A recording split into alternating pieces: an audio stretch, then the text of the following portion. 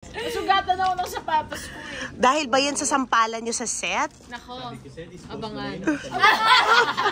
No, but it's gonna get more intense, of course. Jane, do the honors to tell us ano pa yung intense na tong sinasabi natin. Eh kasi Claire is unti-unti niya nang naaalala. Unti-unti niya nang naaalala yung memories niya, unti-unti nang may mga bumabalik sa kanya na katotohanan. So ngayon questionin niya yung lahat ng mga sinabi sa kanya ni Doc Philip. Kasi lahat naman ng alam niya about sa sarili niya nanggaling sa kanya. Lahat ng information, lahat ng saan ba ako galing, sino ba ako, lahat galing sa kanya.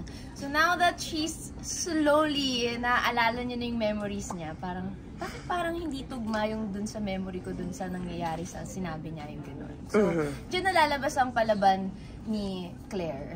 Dyan nalalabas yung Claire Palaban era. Towards Doc ba? Towards everyone. Life. Towards Oo, everyone. Alin sa inyo, sino sa inyo nagsabi Gumawa. sa akin ng totoo? Ay. At sino ang hindi? At alin doon ang totoo? How was the taping for this one? Itong mga intense scene that you guys did? It was intense. Oo nga, diba? Kasi, Ask Tony. Tony, ay bakit ano ginawa mo, Tony? Ikaw ang taya. Ikaw ang taya. Oo, sobrang Apat yun. Hindi ko kasi na-imagine na ganun kataas yung emotion nung eksena. So, nung ginawa namin, medyo nagpanik ako. Pero ang swerte ko kasi sila yung mga kasama ko. So, we all help each other na lang sa eksena with Direct FMR. And yeah, excited ako sa mga viewers. Ngayon, may mga eksena na kaming apat. So, it's gonna get even more intense. Wow, so apat. word of the day yung Puro intense yung narinig ko. And I was asking Rhea a while ago that, yun na nga, how is afternoon storytelling? She was saying it's eyes and acting and all out. Have you adjusted sa ganong klase ng... Kasi I know, JC, ikaw, nagawa mo na yan dati. Ito yung parang sa hapon, di ba? Lahat binabato mo, walang natitira, di ba? Well, it's very...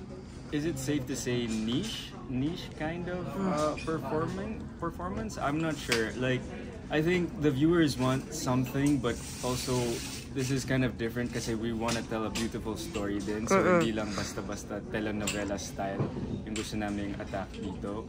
Pero personally, I'm still learning. I think I'm still learning and trying to get the right timpla on how to do that. Now you're doing it well, di ba? Based on your co-stars, colleagues na sinasabi nila sa'yo na sa pagka-intense.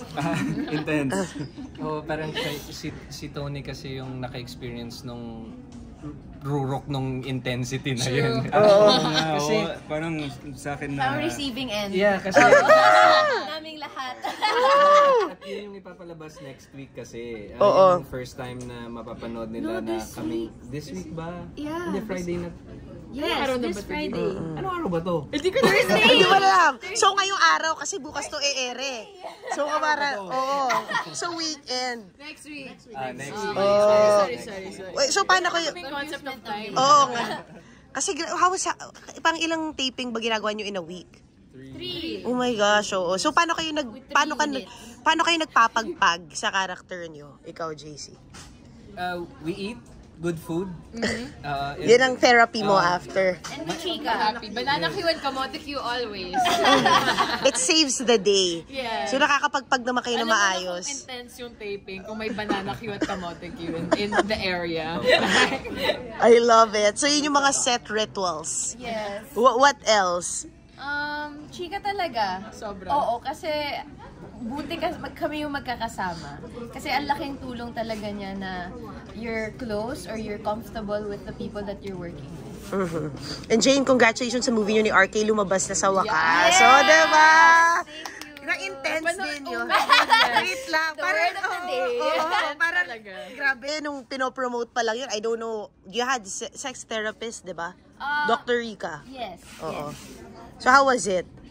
Nagamit mo ba dito sa nag-a-appoint na damdamin yung mga natutunan mo doon? Ikaw na, sa sobrang intense, ikaw na nagturo. Something new that you probably na-joke lang. Oh, you didn't know that we did on set. Ganon ba? Kaya in love siya kayo. Hindi, ano ba? Ano sasabihin ko? 10. 9. Wait, so you applied it, na-apply mo sa afternoon serye mo? Na-apply. Pero timeline-wise kasi, nauna yon. Oo, nauna yon. Nung sinushoot namin yon, sinabi sa akin tong teleserye. Habang nasa Switzerland pa ako, dun na-mention to. And, paano ba? It's really, meron din kasi kaming doon, what you call this? Instructor. Coach? Yung sa intimacy coach. There's a coach. One point! No, we had an intimacy coach. So, yung mga learnings ko rin doon. And of course, yung making your partner feel comfortable in a scene always naman. So, yeah, I think yun lang naman. Wala naman akong ibang masasabi pa doon. Anyway, guys, abangan namin